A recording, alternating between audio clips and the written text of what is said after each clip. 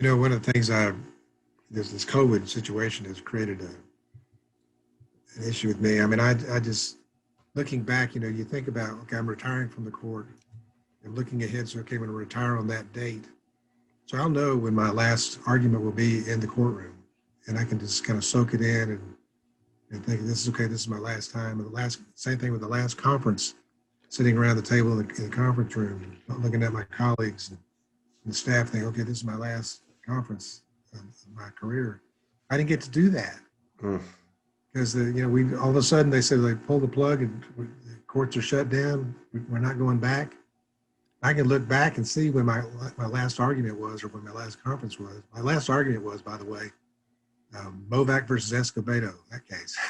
Mm. Well, that was it. That was the end of it for me. I didn't know it at the time. Well, we haven't really talked about this yet, Judge, but I mean, you've kind of gotten into it now. So why don't we just bring it out? You've announced your retirement from the court effective by the time this episode airs in September. Mm-hmm. You're leaving. Well, we're recording today on August the 27th, so you're just about done. 4 days. Yeah, that's right. End of the day, August 31 will be the end of it. And, I've had my last conference with the staff, with the court on Zoom. That was a hard conversation to have. Say this is it. Mm-hmm. And because I love everybody at the court, the staff, the history, the tradition, the institution, and I feel sad about leaving, but I think it's my decision as timing. I think it's right for me. It's got to happen sometime, one time or another. So it's on my terms, and I look forward to the future, another chapter. Going to still do some things and have some fun, practice some law, and that sort of thing. So, So, go ahead, Jody. What made you decide, timing-wise, to do it now? You've still got some time left in your term. Yeah, there was a lot of factors involved. I've been looking at it for a year or two, and some personal matters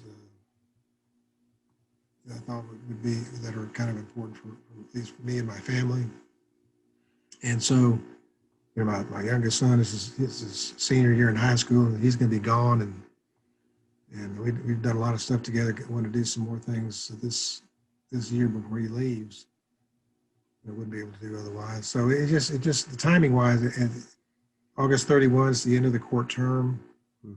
I thought it'd be great just to, my staff is leaving, new staff is coming in, the new judge would be coming in with a new staff and start off with everybody else and a clean slate on the docket.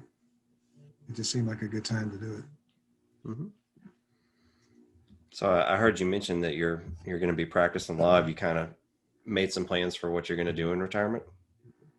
I've actually accepted an offer with a law firm, which will be announced before too long. Mm-hmm. By the time of the podcast, it'll be coming out, but I'm going to defer on that announcement right now. But it's a great place. I've got a lot of good friends there, and so I'm looking forward to that. Congratulations. I know that's an exciting change. Mm-hmm. It'll going from being a 20-something year appellate judge back to being a practicing lawyer, I'm sure will be an adjustment. You're not kidding. Somebody about it says, when I left the law practice and going to the courts, there wasn't such thing as a discovery plan. The limitations on depositions and timing and all that. You can take them as long as you want.